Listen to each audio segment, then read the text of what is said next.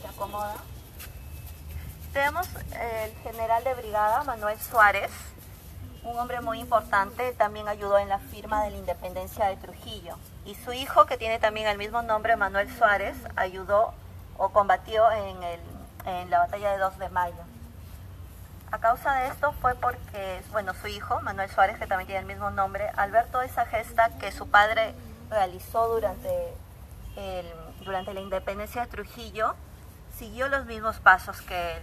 Entonces vemos que en el corazón de la mayoría de trujillanos todavía está esto de la libertad, del honor y de seguir luchando por nuestros intereses, ¿no?, de los demás, y la lucha también por la ayuda. Algo importante del cementerio y que trasciende a través del tiempo es la identidad. Les comentaba que antes cuando se enterraban en las iglesias, el proceso solo era enterrar en lo que es en un rectángulo de tierra, los llenaban de cal, los tapaban de cal, nada más el ataúd de madera y listo. Pasaba un tiempo y había otra persona que fallecía. Entonces lo que hacían era extraer los huesos, que eran difíciles ya del pasar de los años acabarse. Entonces esos eran los fémures o las tibias. Eso los botaban con un contenedor común, para que luego volvieran a enterrarse en este sitio donde estaba la persona, otra persona más. Y así era. Entonces, solo si eras importante, un arzobispo, un alcalde, un prefecto, tenías tu placa conmemorativa en la iglesia. Si no, simplemente eras borrado. Y listo, ¿no? Una cosa cambió en el cementerio, y fue a través de las lápidas y de la iconografía fúnebre, también de lo que es la arquitectura. Uno de ellos vemos en este mausoleo, que es de Manuel Suárez, que es la patria que lo corona. Vemos la patria que lo corona al general de brigada y prefecto de Trujillo, Manuel Suárez, que lamentablemente no está a su mano, y también es un indicio sobre nosotros, ¿no?, nuestra identidad. Permitimos de que se malogre una casona, permitimos, por ejemplo, cuando vienen las lluvias, que se derrumbe Chanchá, la Boca del Sol y la Luna. ¿Y qué pasa con el cementerio y la arquitectura fúnebre, con las lápidas? Ha pasado el fenómeno del Niño y dejamos que no es un cementerio, es para los muertos. La idea del cementerio nace para los vivos. Cuando se crea el cementerio, se crea para que nosotros, las personas, los trujillanos, vengan a visitar a nuestros antepasados, como antes se realizaba. Y de ahí nace también la iconografía. Vamos a ver más adelante algunos poemas, también iconos. Por ejemplo, vemos ángeles, vemos anclas, vemos mariposas, flores, y para nosotros es decoración, pero va más allá de eso. Tiene un significado, y es el lenguaje de la muerte. Entonces vamos a ir al primer cuartel a descifrar sobre esto.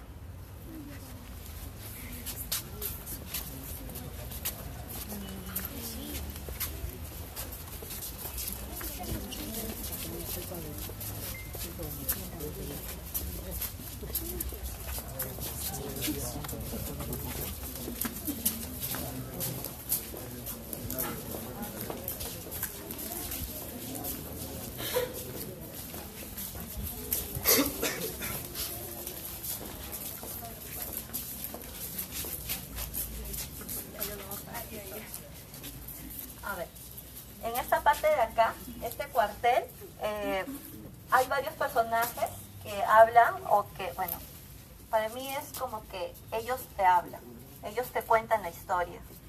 Y estas lápidas que vamos a ver ahora son personajes que hicieron historia y que también están en algunas tradiciones de Camilo Calderón, que pueden verlos. Aquí hay algunos niños, les recomiendo a los padres, jóvenes también, que lean estas tradiciones trujillanas, que tienen mucha historia, y también algunas historias de terror que también pueden ver, que les voy a decir más adelante en este recorrido. Tenemos aquí al padre Soto y Velarde. Él fue amigo de Simón Bolívar también, y ayudó en la fundación de lo que es la Universidad Nacional de la Libertad, en ese entonces, que hoy ya es la Universidad Nacional de Trujillo. Les voy a leer un poco de lo que es su epitafio. los epitafios, para que, bueno, no sé si algunas personas saben, los epitafios hoy en día solo dice el año de nacimiento, el año de muerte y el nombre y el apellido. Pero antes se engalanaban con algunos epitafios. Ponían algunos poemas, la persona cómo murió, que también vamos a ver más adelante otros tipos de epitafios, o cómo fue esa persona, ese personaje en el tiempo. De él dice: a ese cráneo encarnecido hoy una mitra ciñera, si en él no predeciera, soy humilde y desprevenido. Y así fue tan distinguido a eterna la memoria, del que forzóse parte a la gloria, dejando este triste suelo. De barrigo interpelo, de surgido interpelo, muerte igual tu victoria. Y con un signo de interrogación al final. Entonces, ¿alguien entiende esto? No, porque antes también se usaba lo que es estos pequeños poemas y estas pequeñas, este lenguaje. El castellano del siglo XVI y el castellano del XVIII, del XIX, del XX, hasta hoy día, que cuando te textean en el WhatsApp y te ponen NTP, no te preocupes, ¿no? Es muy distinto, es igual que ahora, ¿no? O XD, caritas felices.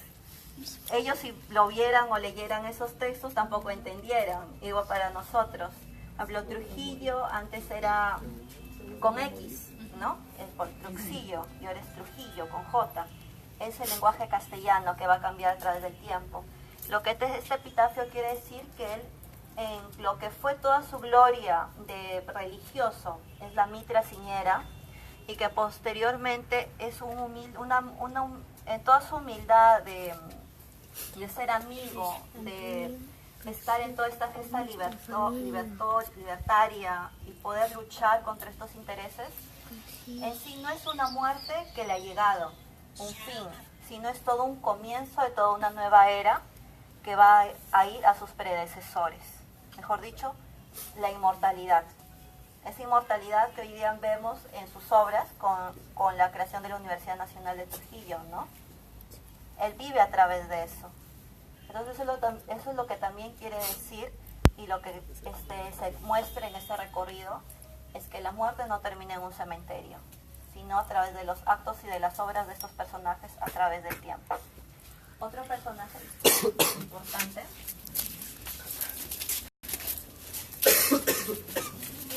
aquí hay nada más, es Luis José Orbegoso y Moncada. ¿Qué habrán oído de él? Adelante la mano, ¿quién ha oído de él? Ah, muy bien. Él fue nuestro primer presidente, por poco tiempo, sí. Lo anecdótico de este lápiz es que él no está enterrado acá. Cuando él fallece, después de las exequias fúnebres en la iglesia de la Merced, lo traslada, y cuando es su aniversario de luto, lo que hacen es sacar el cuerpo de Luis José Orbegoso y Moncada y llevarlo a lo que es su casa, la casa Orbegoso. Sí, ha pasado por ahí, por Orbegoso, allá por el McDonald's, ahí está enterrado.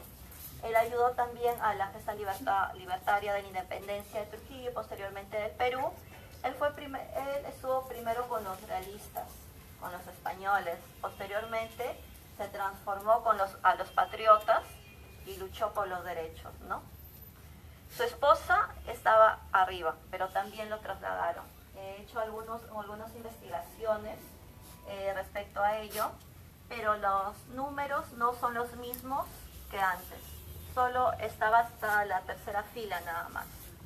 En la cuarta fila ya es posterior, a partir de 1890. Bueno, como les comentaba sobre las tradiciones de Camilo Calderón, hay una bien singular, y es de una mujer, de Josefa Ochaita de Calón. Cuenta la tradición que esta mujer amaba demasiado a su hijo, tanto así que cuando su hijo ya se graduó en jurisprudencia, fue que ella vivía en esta casa donde es ahora al lado de la municipalidad, la casa Calón, una casa azul, donde es del Banco Central. Sí, se ubican ahí, Ya. Ella vivía ahí, junto con su hijo. Antes las casas daban de un extremo al otro extremo. Tenía un patio, segundo patio y tercer patio. Y ese tercer patio daba al otro lado, que es Bolívar, si no me equivoco. Ya. Hasta ahí daba esa casa, todas las casas así. Entonces, cuando su hijo se graduó en jurisprudencia, lo que hizo fue tender todo lo que es una alfombra desde su casa hasta la Corte de Justicia, que es en ese entonces quedaba en lo que es la Merced, para que su hijo pueda caminar. Y todas las personas que fueron se les regalaba pequeñas medallas de oro. Pero sucedió que posteriormente, durante la guerra con Chile, cuando Iglesias quiso invadir acá Trujillo y no podía ingresar porque su fin era llegar a la Plaza de Armas. Entonces un vendedor le dijo a los chilenos de que podían entrar por esta casa, ¿no? Porque ella vivía, bueno, con sus sirvientes nada más. Podía entrar y podía entrar por Bolívar y luego pasaba toda la casa y llegaba a lo que es Pizarro, ¿no? Pizarro. Y ahí llegaba ya a la Plaza de Armas. Y al Cabildo, que es la municipalidad, a la iglesia, porque antes en la Plaza de Armas estaba todo lo que son los poderes importantes, civiles y religiosos. Entonces sucede así, entran por Bolívar, bombardean lo que es la puerta trasera, pasan los patios. Entonces lo que ella hace, lo único, no le importa que roben, que malogren su vajilla, ¿no? Que maltraten a sus sirvientes. Lo único que hace es pararse frente a un ropero en donde estaba lo que ella quería demasiado para ella, era su tesoro. Entonces, cuando los chilenos le dicen que se retire porque pensaban que guardaba oro, que guardaba plata, ella no quería, le decía, pueden llevarse todo lo que desean, pero de acá no me muevo. Lo que hacen es apuñalarla y ella cae. Y cuando van a abrir lo que es el ropero, solo encuentran ropa, y era la ropa de su hijo. Después de unos meses, ella fallece, y cuando su hijo se entera, se guarda de todo una tristeza y sigue la tradición. Le pueden preguntar, bueno, pueden investigar también o preguntarle a sus abuelos, que el hijo empieza a dar dulces a todos los niños, empieza a donar cosas, porque le embarga todo. Su madre siempre le decía que debía ayudar a los más necesitados, y esa tradición guarda mucho con los trujillanos, ¿no? Tenemos personajes que han ayudado bastante a Trujillo. Por ejemplo, él ayudó hasta lo que es la reconstrucción de lo que es para la Junta del Progreso Local, que fue para 1931, que fue para el centenario de la independencia de Trujillo. Ayudó lo que es la reconstrucción de las pistas, calzadas, a la remodelación de la Plaza de Armas, a terminar de construir el mercado, que entonces era el mercado central, estaba hecho un asco también. Entonces todo su dinero dio a esto, ¿no? Dio a la población trujillana. Entonces vamos a seguir con el recorrido.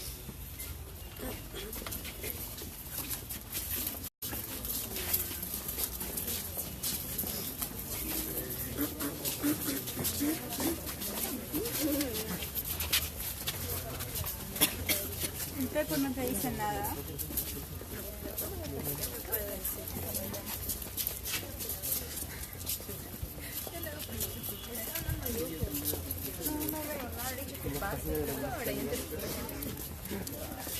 La página de la municipalidad. Un etiquetario.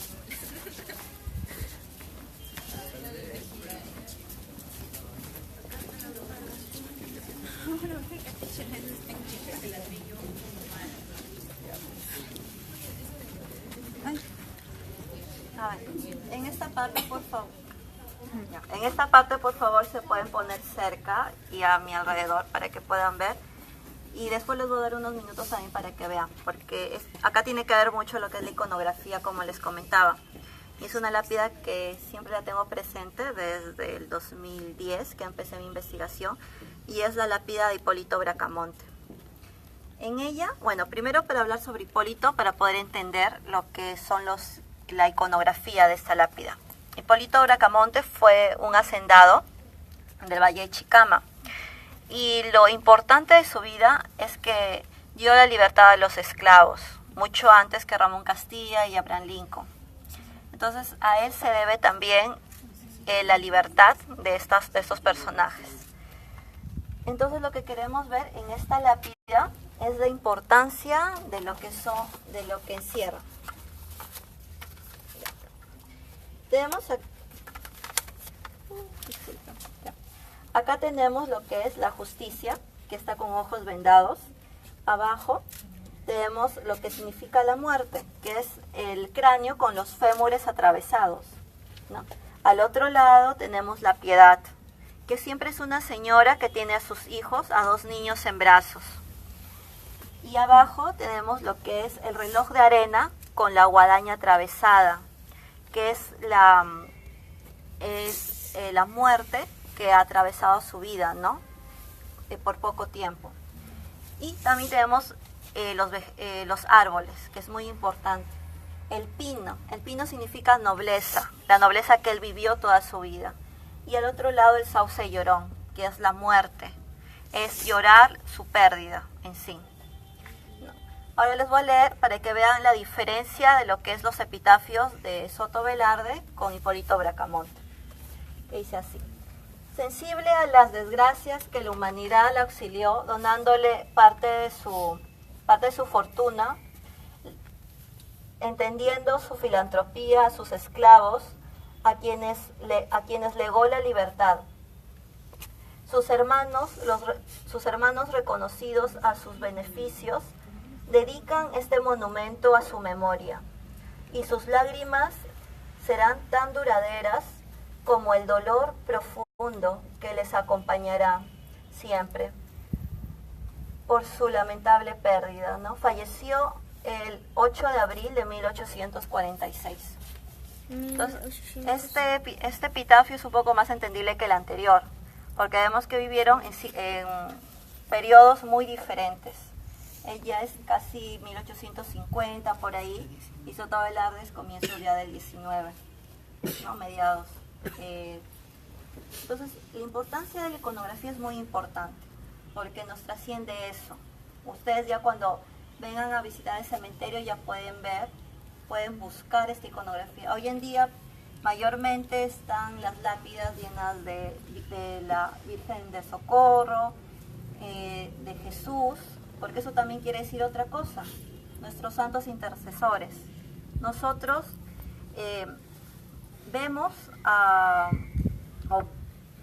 encomendamos nuestra alma y nuestra salvación a otras entidades, ¿no? Para ellos era esa forma, como es muy diferente. Ellos venían al cementerio y cuando visitaban a sus antecesores, lo que veían es mirar esto y saber qué es lo que significaba. Que esta persona era noble, su vida fue de justicia y tuvo actos de caridad. Era simple. Entonces nosotros cuando ya hoy en día vamos al cementerio vemos a la Virgen María, a Jesús, a la Santísima Trinidad, y es otro tipo de concepto ya. Entonces vamos por ahí.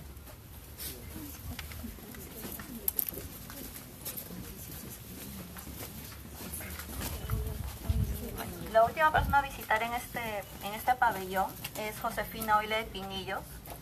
Ella fue un personaje muy importante porque ayudó a lo que es la cuna maternal que lleva su mismo nombre, que está en Pizarro. Ella con diferentes mujeres ayudaron a lo que es a las niñas pobres de aquella época. En ese entonces el legado de la mujer era no era tan importante, ¿no? Hoy en día ya estamos con todo esto del feminismo, de ver esta revolución de la mujer. En esa época la mujer luchaba un papel mucho más bajo que el hombre, pero luchaba mucho más fuerte, se podría decir. Ellas publicaban en los periódicos de aquella época, decía, las mujeres trujillanas de sociedad invitan a las demás a un salón de té donde se va a hablar sobre cosas de actualidad. E iban todas las mujeres y ¿saben de qué hablaban? No hablaban de costura o de música, de películas. Hablaban de cómo la sociedad trujillana estaba hoy en día, de cómo podían luchar, de la creación de colegios, de cómo la mujer podía intervenir en la política a través de sus esposos, sí. pero ellas mismas tenían este poder y fue así que se creó esta cuna maternal, fue así como Felipa Modesto creó posteriormente, hoy en día ya lo vemos, el Colegio de Hermanos Blanco. Como las monjas de San Vicente de Paúl también ayudaron en lo que es en la labor del Hospital Belén y posteriormente tuvieron su propio colegio. Entonces, las mujeres poquito a poquito estábamos llenando también la historia. Hay todavía huecos que debemos llenar, que debemos investigar y que creo que todas las personas deberían indagar sobre eso para poder saber más. Entonces, ¿me van a seguir por aquí, por favor, de manera ordenada?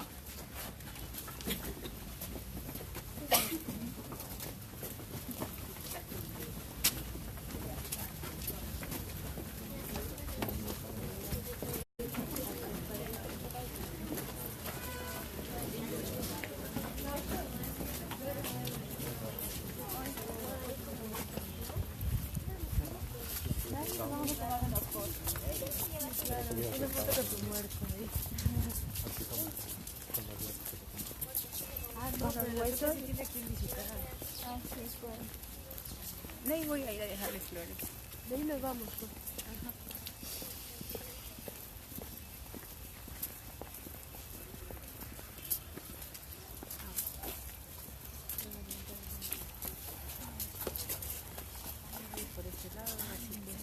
A ver, por favor, si avanza. Estamos acá en el obelisco de las víctimas del teatro de las víctimas del incendio del Teatro Municipal, que sucedió un 21 de febrero de 1921. Lo que cuenta la historia en sí y se narra en las actas de sesiones de aquella época fue que hubo una propaganda en sí. Siempre había propagandas en el teatro y se proyectaban en sí, por ejemplo, productos. Para ese entonces fue el producto de un jabón americano. Se pidió el permiso, el empresario le pidió a la municipalidad, se daba el permiso necesario para esta proyección. Él como que estaba entre sí, no sabía si podía darle o no, porque era un domingo en la noche. Entonces el teatro iba a estar demasiado lleno. Y al final les aceptó, se le dio el permiso a este empresario americano. Fue la primera proyección en la mañana, la segunda proyección en la tarde, la tercera proyección en la noche. En la noche estuvo repleto, ya no entraba ni una aguja en ese teatro. El primero y el segundo piso estaba totalmente lleno, habían ido las autoridades más importantes. Todos los inspectores, en esa época había inspectores de vacuna, de salud, del mercado, del cementerio, de todo. Habían ido, había gente muy humilde y gente de bastante dinero en los palcos. Entonces ya al terminar la última proyección, la gente empezó a gritar de nuevo, y ya pues como sabemos cómo es la gente, ¿no? Si no le proyectan, se enoja. Entonces el proyectista lo que hizo fue poner de nuevo. El inspector de ese entonces de espectáculos encargado del teatro no podía llegar. Él no quería que se dé esta proyección. Y lo dejó muy en claro porque a él se le culpó posteriormente de este incendio y se le expulsó. Entonces, lo que sucedió fue que ahí nada más al minuto, cuando ya aparecieron las primeras imágenes, se explotó lo que es la cabina del segundo piso donde estaba proyectándose. El proyectista se desmayó por un golpe en la cabeza y empezaron las lenguas de fuego por todo el teatro. Se cayeron los palcos del segundo piso, los del primer piso empezaban a correr, algunos se caían, el inspector empezó también, porque estaba ahí su familia, empezó a correr a ver a su familia, a sus hijos, a su esposa. Cuando llegó al palco donde estaban ellos no había nadie. Entonces él empezó a ayudar a toda la demás gente, había niños, había ancianos, todo estaba ahí, casi todo medio Trujillo estaba ahí. Felizmente, cuando fue allá a la calle ya no había nadie. Empezaron a sacar agua. En ese entonces todo Trujillo estaba por las veredas, había acequias que pasaban junto a las veredas. No había agua. ¿Saben a dónde llamaron para el agua? Antes había ferrocarriles. Llamaron a lo que es Salaberry, Huanchaco, Moche. En ese entonces como para llegar era en tren, ¿no? En eso sí había un tren, pero La ayuda del agua llegó a eso de la 1 de la mañana, 3 de la mañana, y ya tenían los inspectores de la municipalidad, la policía, la Guardia Civil, entonces llegaron hasta Bolívar, empezaron a ayudar a la gente, empezaron a gritar si no había nadie, y lo único que quedó fue esperar a que se cayera todo, pues, porque no había agua. Y el agua poquísima que pasaba por la sequía no era lo suficientemente fuerte para apagar el fuego. Entonces se acercó un joven y le dijo al inspector, inspector, todavía hay gente arriba, en la caldera, ¿qué hacemos? Entonces el inspector dijo, no, hay que hacer un foro por la casa del costado. Pero la casa del costado tenía otro tipo de material, no era el tipo de material de quincha, que estaba construido el teatro. Lo que hizo fue hacer un forado, disculpen, y demoró como 1 hora en hacerlo. Cuando ya totalmente lo abrió, dice que él metió su cabeza y no vio nada, solo había fuego, había humo. Él llamó por ahí, llamó y nadie le respondía.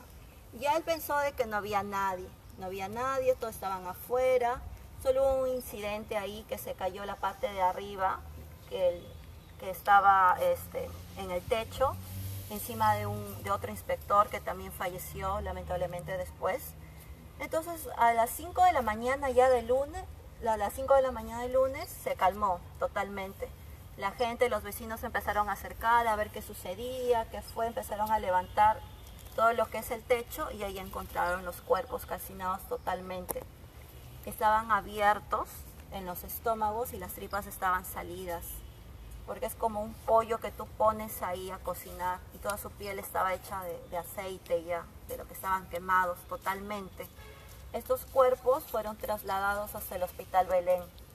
En el Hospital Belén todas las personas tuvieron que ir a reconocerlas, a buscar. Había algunas sí que no pudieron reconocer, que lamentablemente solo se enterraron así normal. ¿Y cómo sabemos cómo fue este luto? Hay fotografías de esto y les quiero mostrar de una, que fue de todo lo que es la pompa fúnebre que pasó por Pizarro, del hospital hasta la municipalidad donde se le rindieron tributo y luego hasta el cementerio de Miraflores.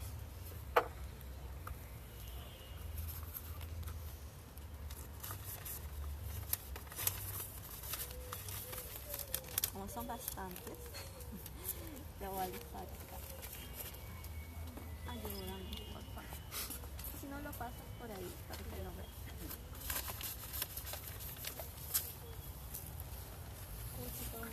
A ver, ahí podemos ver, por ejemplo, cómo bueno, esa foto sí es de un archivo personal, es de una revista trujillana, en donde se ve la conducción de los restos de las víctimas del cementerio. Y ahí se puede ver cómo la gente también estaba vestida. Y en un costado están las plañideras, como vestidas de negro, llorando, lamentándose. Y los ataúdes, ¿no?, que lo transportaban a las víctimas, a los quemados. Cuando se hizo este obelisco en sí, el obelisco es construido posteriormente. Pasan como 20 años para que la municipalidad pueda traer este obelisco de mármol acá al cementerio Miraflores y pudieran ser enterrados en paz. Entonces, ya como punto intermedio vamos a ir a otra tumba y vamos a descubrir una leyenda. Dice, ¿aquí están enterradas las víctimas? Sí, aquí abajo. Son esos nombres, ¿no?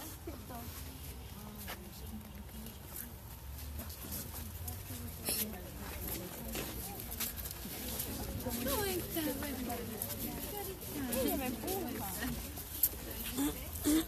Sí.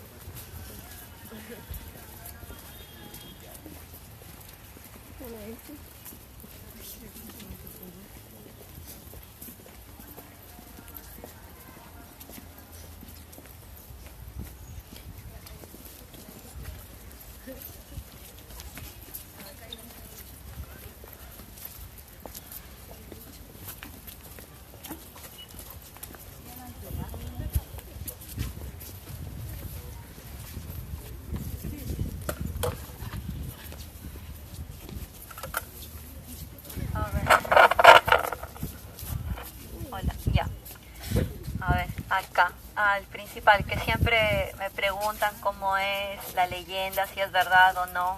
Como buenos trujillanos. ¿Hay alguien de Laredo? ¿No? ¿Nadie es de Laredo? Ya bueno. Una vez tuve así también un laredino. Y sí, digamos, en sí ellos creen bastante en lo que es la leyenda. Y de otras cosas también que les voy a comentar de un momento. Bueno, José Ignacio Chapitea. En sí, ¿qué quieren escuchar primero? ¿La leyenda o en sí por qué? La leyenda, todo el mundo le gusta la leyenda. En el grupo anterior que tuve quería primero la verdad y después la leyenda. Primero la leyenda sobre el pacto con el diablo. Bueno, la leyenda cuenta de que él era pobre en sí, no tenía nada, y sucede que se enamora de una chica que era muy rica y que sus padres no querían que esté con él.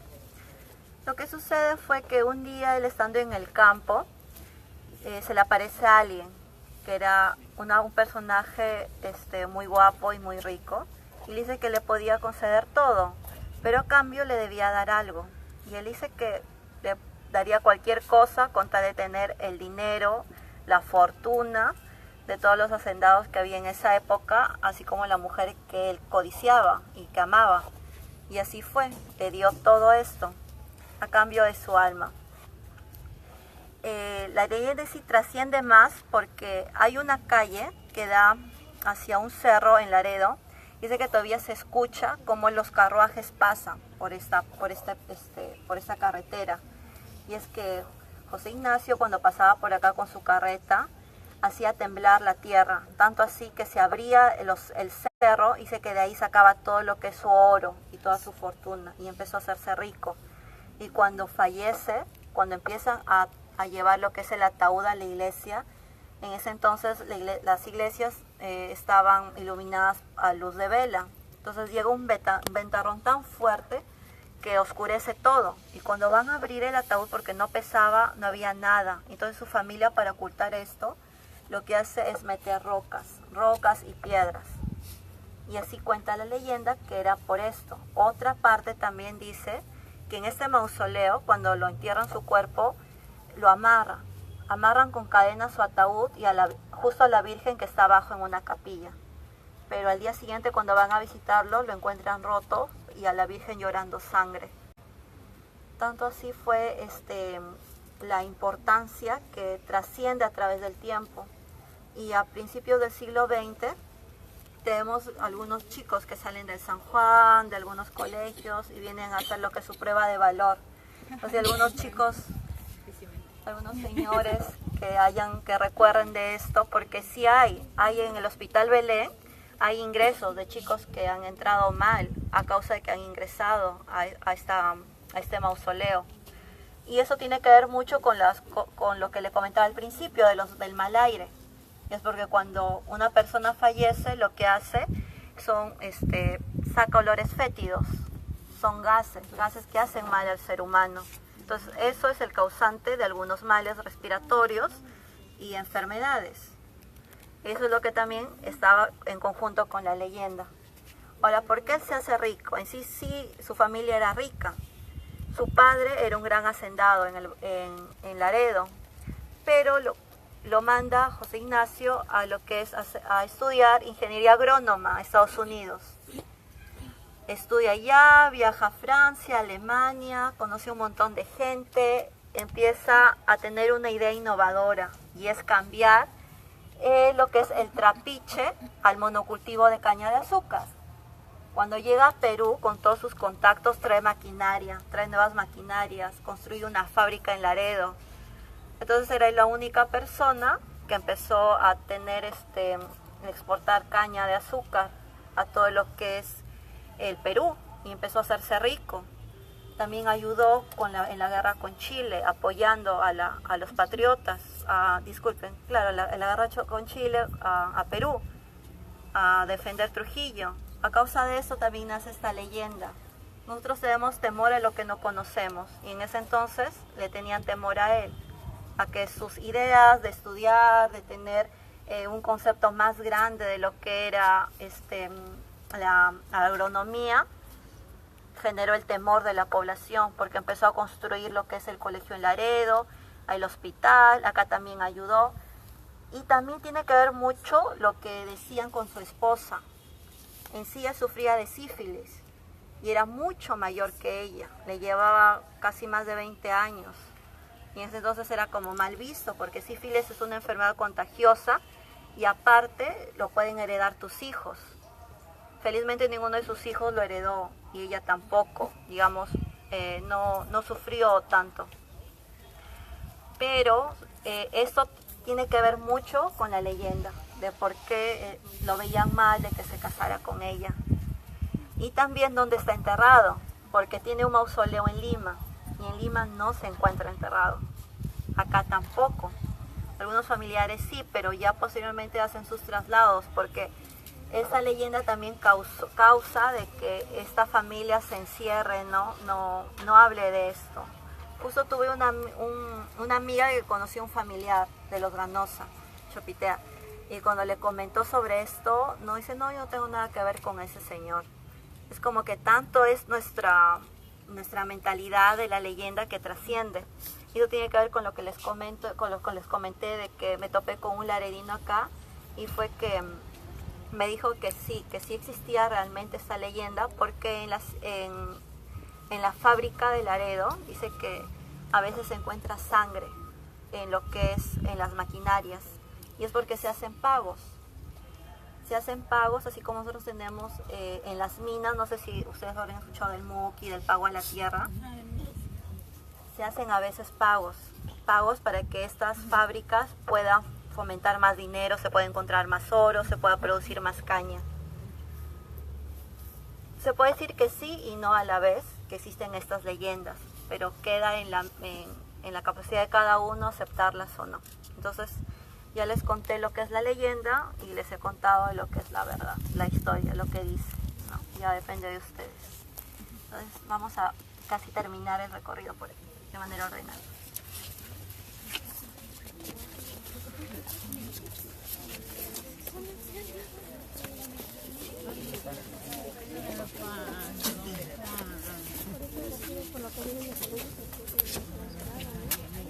Vamos por acá, por favor.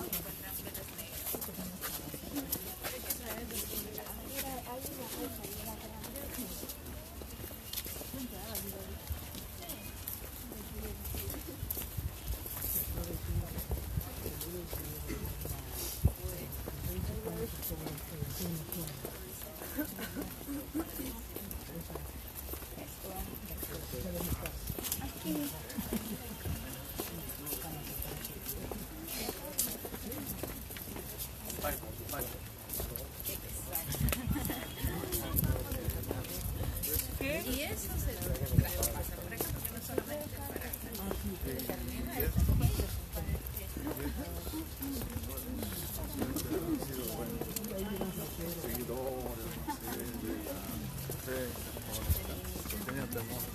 Ajá. Sí, pues. Niñitos de la novela. A ver, con los pocos que vienen llegando. Bueno, para seguir con lo de las leyendas y las tradiciones, en este cuartel se encierran dos, que es el Chinito y también la Gringa Luz. En sí el Chinito tiene nada de chinito, porque su nombre es Mauricio Walbroch, y lo que nace en sí, la importancia de esta lápida, es su devoción que tiene hacia él, como un ícono, como un personaje de que les concede lo que son los favores, las intercesiones. Todo nace a mediados del siglo XX, se podría decir. No hay una investigación tan específica, ni tampoco quién inició en sí esta devoción hacia este niño. Tal vez porque, igual que la niña de 5 nombres, al ser un niño dentro de tantos adultos, podría haber iniciado esto, pero eso no tiene nada que ver.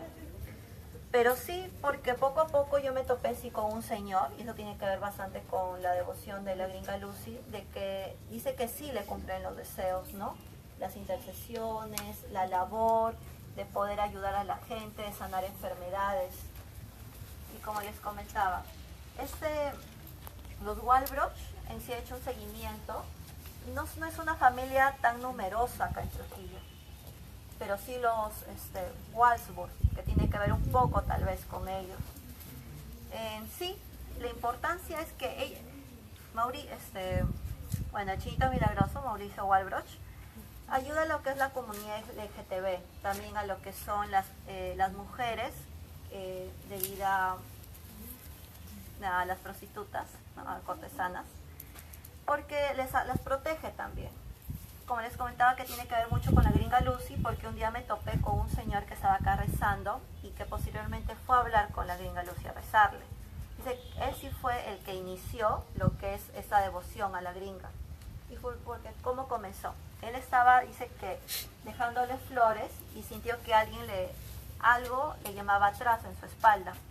Y lo que hizo fue, permítanme, fue voltear. Y él se cuenta que justo estás tú al frente, cuando volteas, estás acá, mirando directamente. Y es que es una mujer, su lápida. Es una mujer que es muy bonita y está en inglés.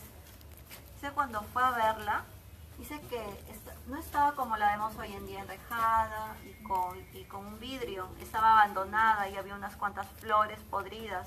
Toda estaba llena de telas de araña, ¿no? Porque como sabemos que esta parte del cementerio está semi-abandonada. Recién hace 2 años se han vuelto a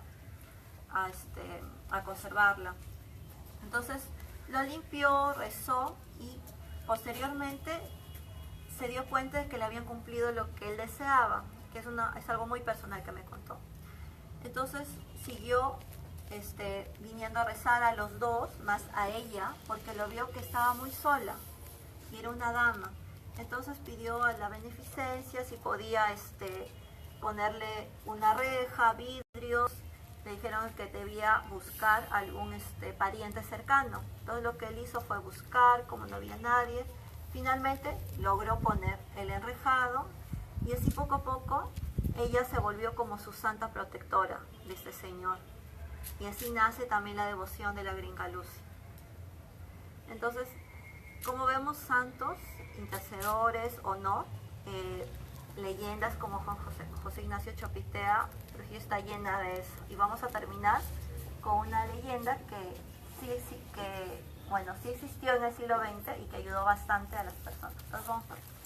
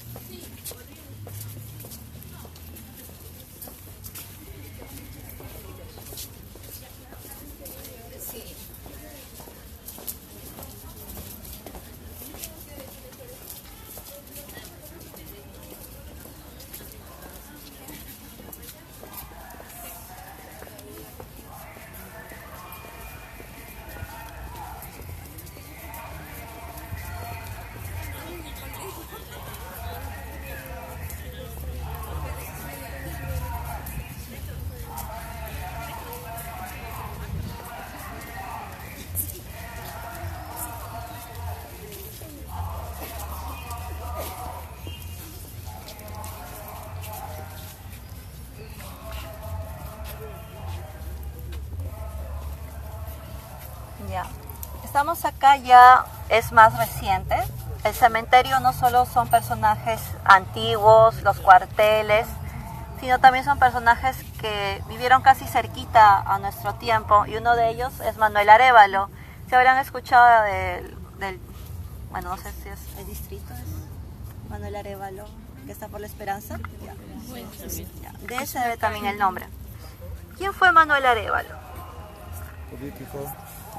Pero más que aprista, su vida no concierne al APRA tanto. El APRA toma lo que es fe, unión, disciplina y acción.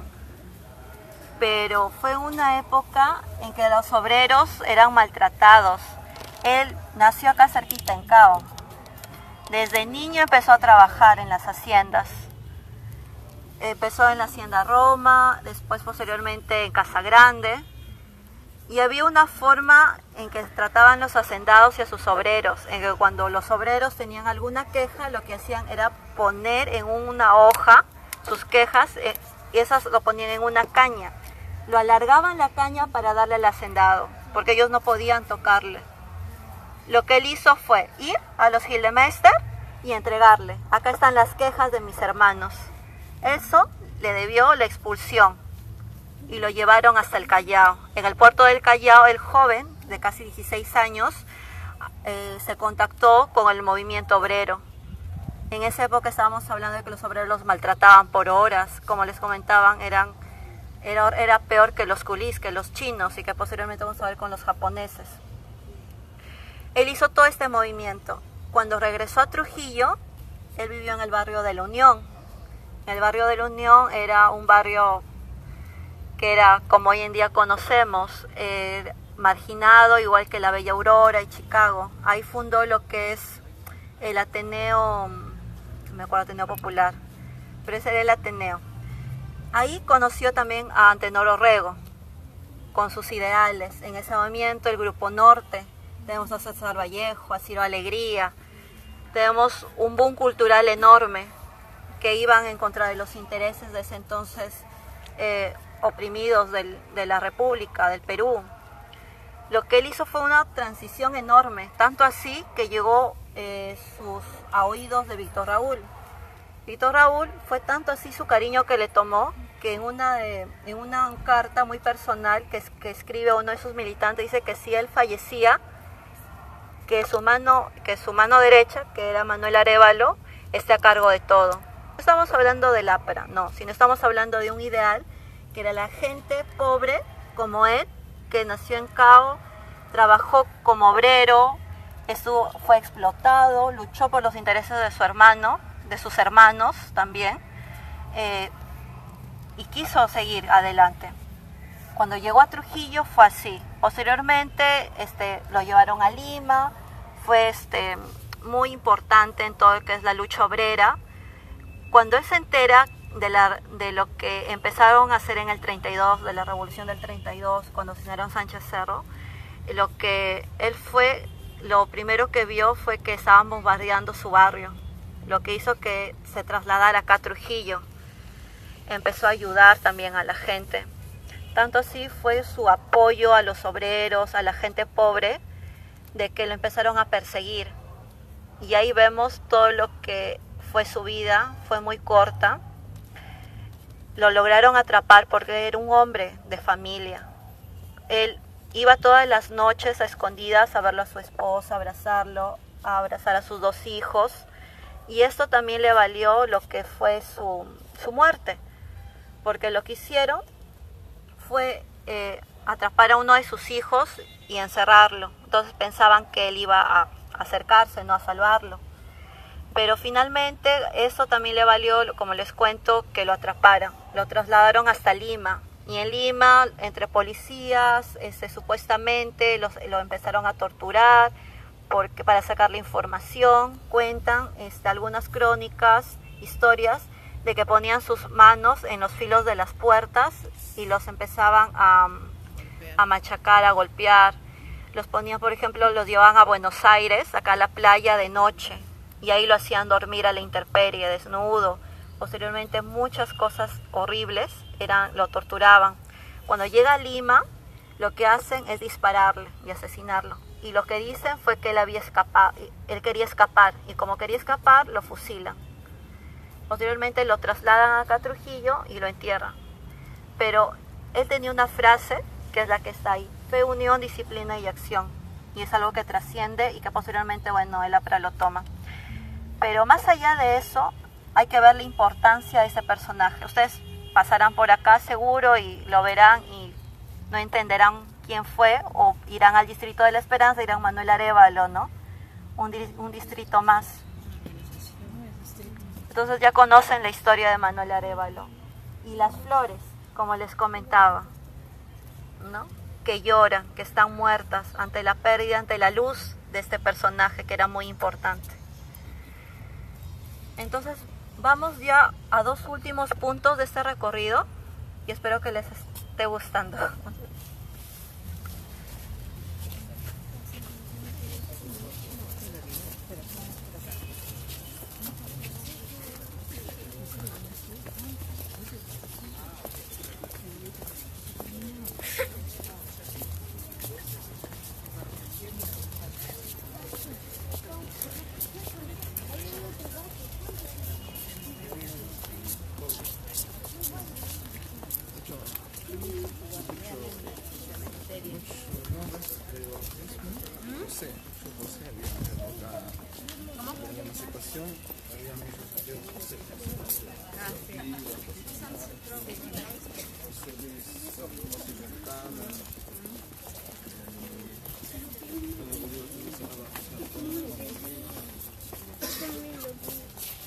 En este punto, sí, por favor, en orden, vamos a ir a un monumento, un obelisco a los inmigrantes japoneses. Hemos pasado esa puertita en especial, ya está fuera de lo que es en sí la parte más antigua del cementerio de Miraflores. Esta parte, cuando lo construyen, se le denominaba Camposanto y era para las personas que no profesaban la religión católica. Hubo un pleito en sí con la Iglesia Católica y los protestantes, los anglicanos que residían acá en la ciudad de Trujillo. Y eso también tenía que ver mucho con los japoneses o los chinos. Tenemos el cementerio chino que está al frente y ellos podían enterrarse ahí. Pero ¿qué sucede con las otras personas que no eran religiosas, que no eran católicos? No tenían un lugar específico. Y había muchos pleitos con el arzobispado respecto a eso. Hay exhumaciones de cuerpos que no podía ser. Entonces la Iglesia Católica, el arzobispado, habla con el presidente de la Beneficencia y le dice que debía construir lo que es un lugar para estas personas. Y está ubicado acá. Ya posteriormente se destruye y empiezan a construir todo esto, ¿no? Lo que vemos hoy en día. Entonces, vamos a ir y vamos a ver este obelisco de los inmigrantes japoneses. Pero antes de ir, ya que es un poco chico, vamos a pasar en fila de 1 o de 2, vamos a dar una vuelta y de ahí vamos a regresar. Entonces, y ahí están ya listos. Entonces, para hablar un poco sobre los japoneses. Cuando los japoneses llegan, es muy distinto a los chinos. Los chinos, cuando los traen acá a Perú, se les hace un contrato, los japoneses también, pero el pago era muy distinto. Y ellos vienen a trabajar al valle y a la selva, al caucho. La Libertad tiene parte de selva, pero en sí la historia de los japoneses en la selva, en lo que es también el conflicto del caucho, es una cosa muy distinta y es para hablar de un montón. Acá en las haciendas también. Ellos lucharon, estuvieron acá, como les digo, como obreros, mucho menos que los negros durante la colonia. Entonces, a pesar de ello, se erige este monumento a su memoria. Entonces vamos a caminar por eso. Síganme, por favor. De todos.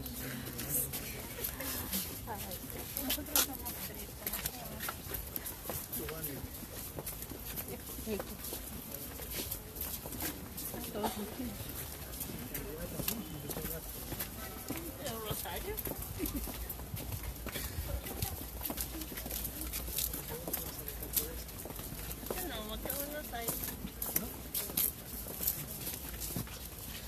Hay muchas cositas escondidas en el cementerio, pues uno siempre tiene que darse sus vueltecitas y ver estas cosas.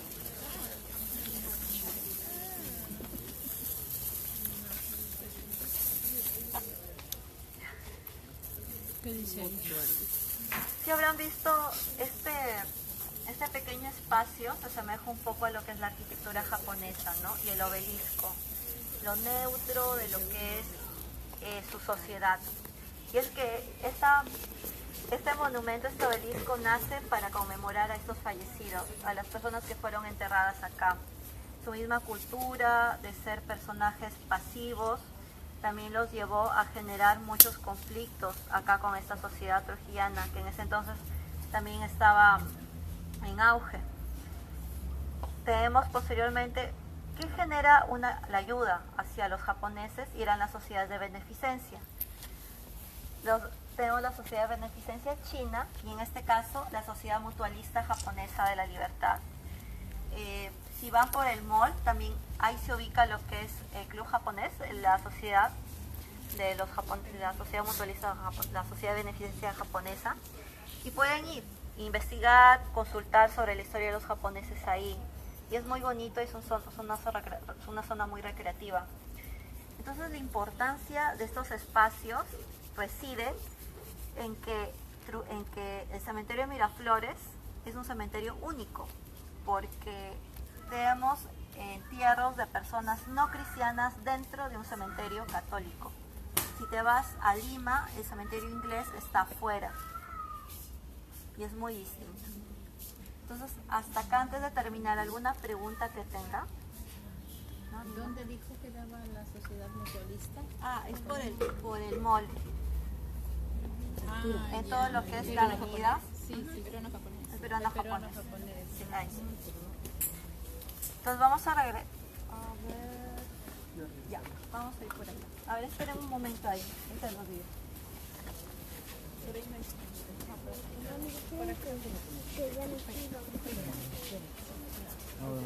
Ahora entramos y vamos a ver.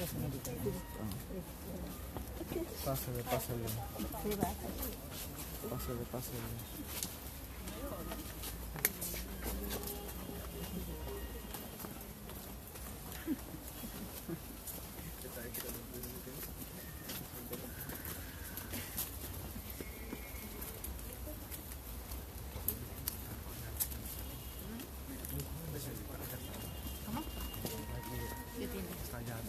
Sí, está lejos.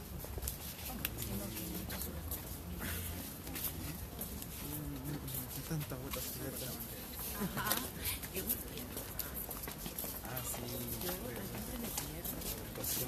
Tengo que venir. Constantemente. Sí, eso sí. Así es. Cierran la puerta.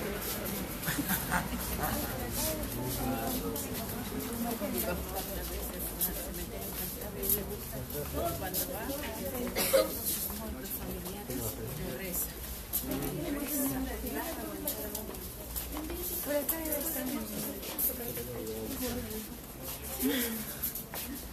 Va, de verdad.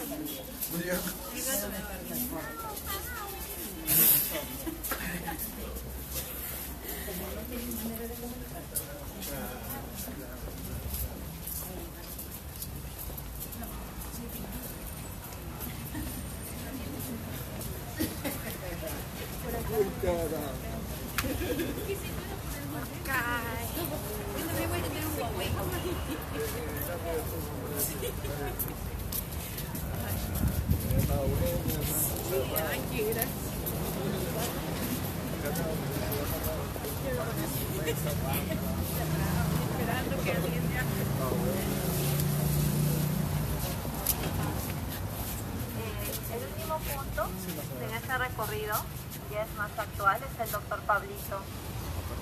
Bueno, la señora sí está diciendo que sí ha oído. ¿Alguien más ha oído del doctor Pablito? Sí. Sí. ¿Sí? ¿Sabían que estaba enterrado acá? No. El doctor Pablito ayudó a Trujillo, fue un médico naturista, un herbolario por así decirlo. Recetaba medicina natural a algunas personas de una manera muy gratuita casi, porque no cobraba. Y sí, hacía sanar, digamos, ayudaba a personas pobres, válidas, y ayudó a fortalecer a ese Trujillo que venía del exterior. Bueno, ese Trujillo que era migrante, que venía de la sierra, que era de afuera, nos empezó a ayudar a los niños pobres también, a padres que no podían ayudar a sus hijos porque estaban enfermos, no podían costear una medicina. El doctor Pablito les ayudó. Y fue tanto su importancia en el pueblo trujillano que trascendió. Tiene un discípulo que hoy día está ya anciano, no sé si seguirá vivo, pero sí, sigue ayudando todavía. No cobran, mejor dicho, estas personas ayudan tanto a la sociedad de una manera tan grande de que es para el pueblo y nosotros no lo vemos.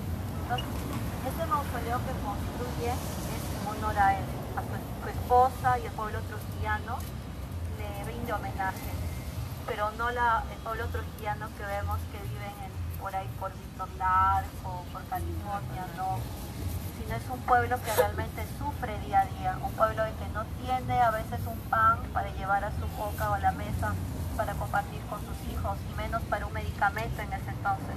Entonces el doctor Pablito estuvo ahí ayudando a esa gente.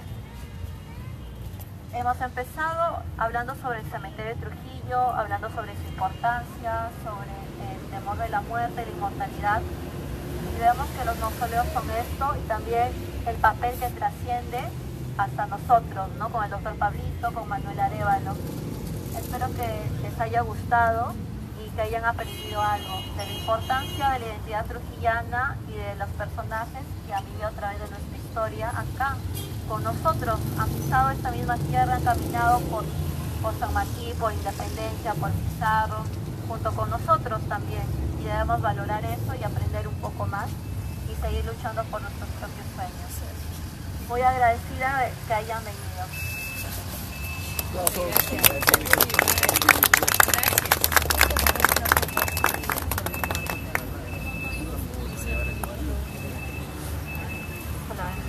Bueno, en nombre de la Subgerencia de Turismo de la Municipalidad Provincial de Trujillo les queremos dar las gracias por haberse inscrito a esta ruta turística y también hacerles recordar de que siempre estamos realizando nuevas rutas para fiestas patrias. También se vienen nuevas propuestas que ya vamos a trabajar acá con la licenciada Erika y que vamos a estar promocionando por el Facebook de la Municipalidad Provincial de Trujillo.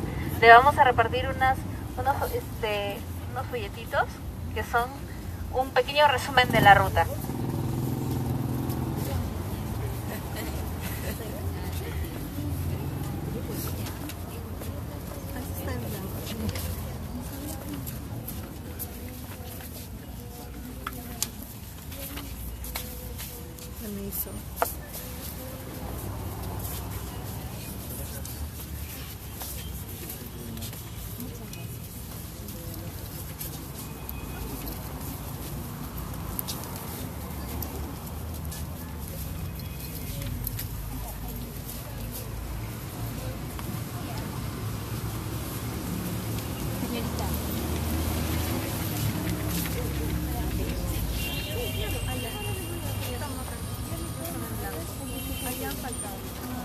Ya acabó. Gracias. Muchas gracias a todos.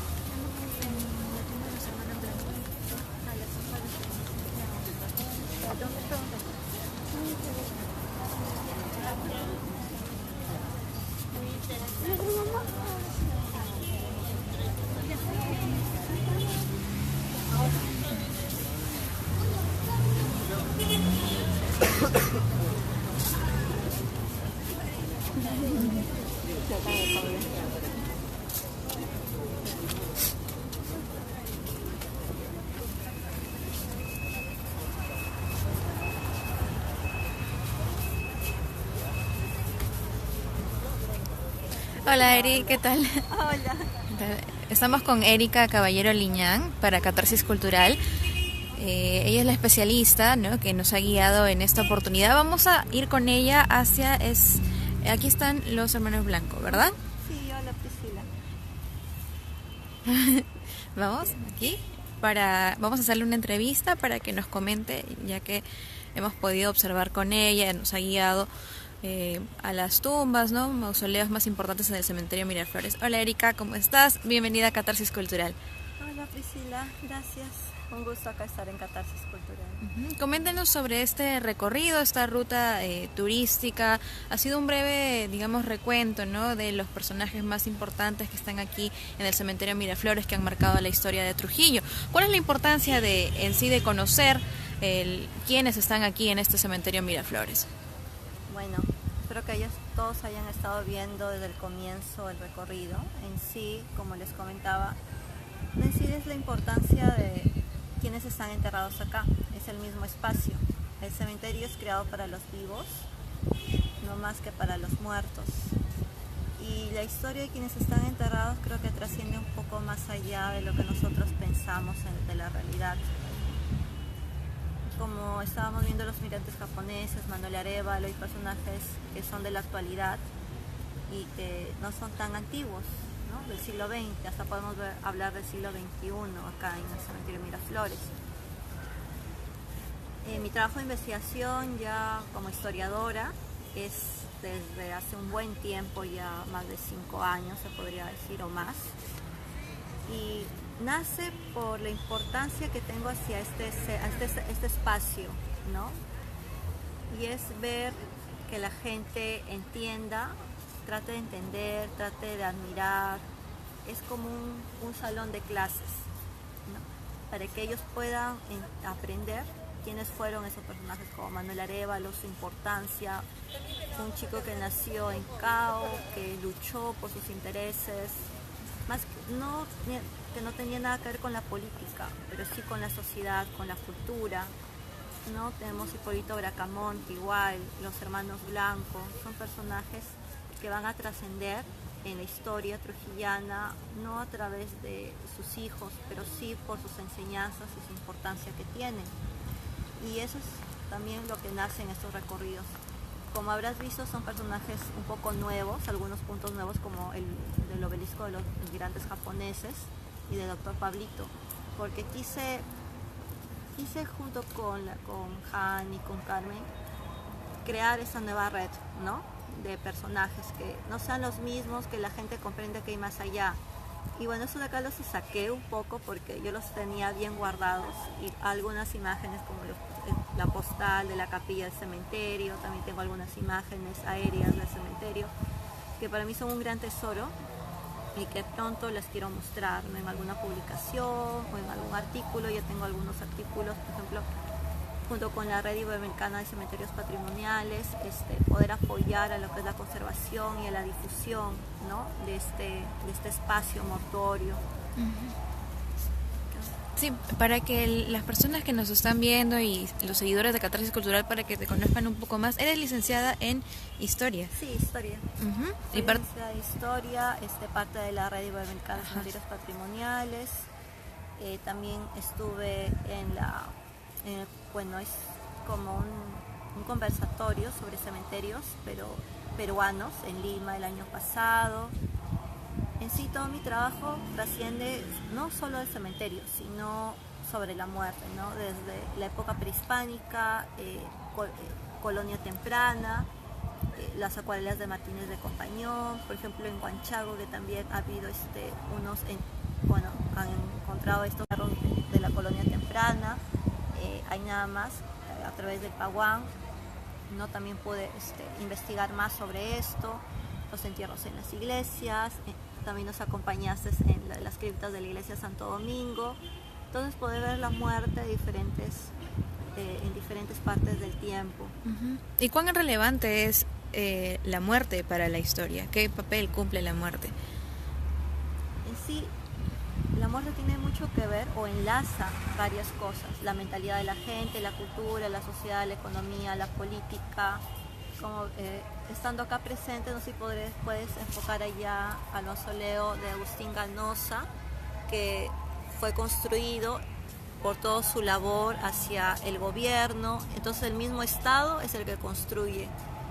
Una cosa muy diferente a la que tenemos acá atrás de los hermanos Blanco. La misma municipalidad lo construyó por su labor filantrópica.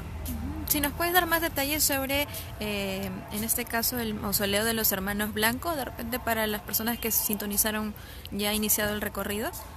Bueno, en esta parte se ubicaba lo que es la capilla, que posteriormente fue destruida, y los hermanos Blanco fueron personajes muy importantes porque ayudaron a lo que es la educación en Trujillo, la reconstrucción también y la pavimentación de algunas calles, y se construye este monumento, ¿no?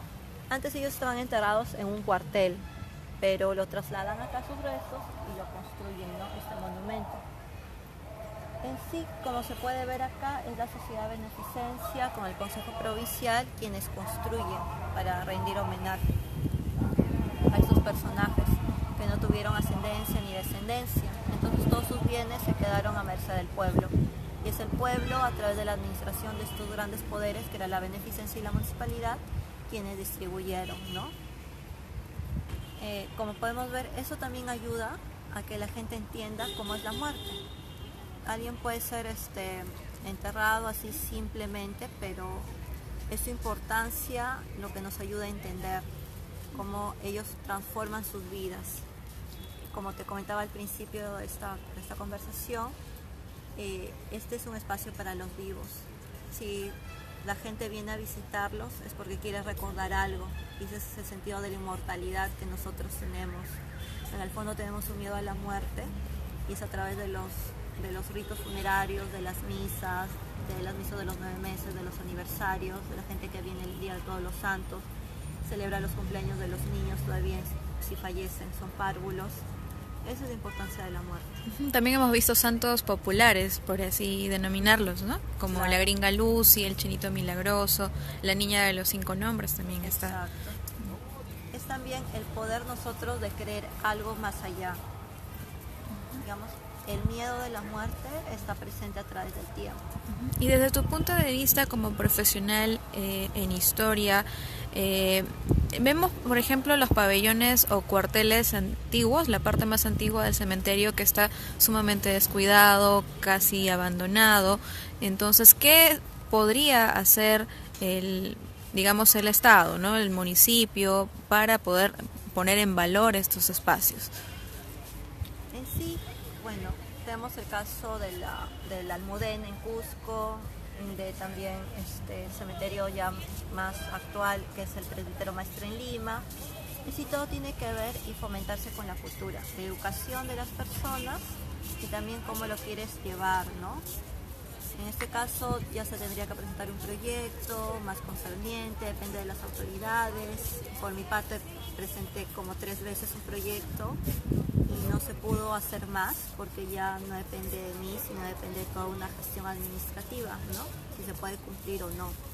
Y es resaltar la importancia también de un espacio, no simplemente no es ir, conservar, arreglar, limpiar, sino que también se debe ver este sitio como algo que genere, ¿no? Un ingreso. Y es lo que también se debe ver con los recorridos, con acciones que se puedan realizar acá, como se hace en el Presbítero Maestro, ¿no? Conciertos, se puede hacer conciertos en la parte de Chopitea, arreglarlos, pero también en la parte de la conservación, ¿no? Es el mantenimiento de los mausoleos, se puede hacer se apadrina un mausoleo, hay tantas ideas que nosotros podemos acoger, pero lo que le falta es el punche, y todo va ahí, ¿no? Si la gente se une, así como Manuel Arévalo se unió con la gente obrera, así como Modesto y Felipa se unieron, todo puede cambiarse, y eso es lo que también se quiere dar acá a conocer. Muchas gracias, Erika. Ella es Erika Caballero Liñán, licenciada en Historia, y en esta oportunidad ha sido nuestra guía en esta ruta turística al cementerio Miraflores. Nuevamente, muchas gracias desde Catarsis Cultural y desde la ciudad de Trujillo, ¿no? Gracias por este recorrido turístico y sobre todo la importancia y el valor que nos has enseñado que debemos darle al cementerio Miraflores. Chao.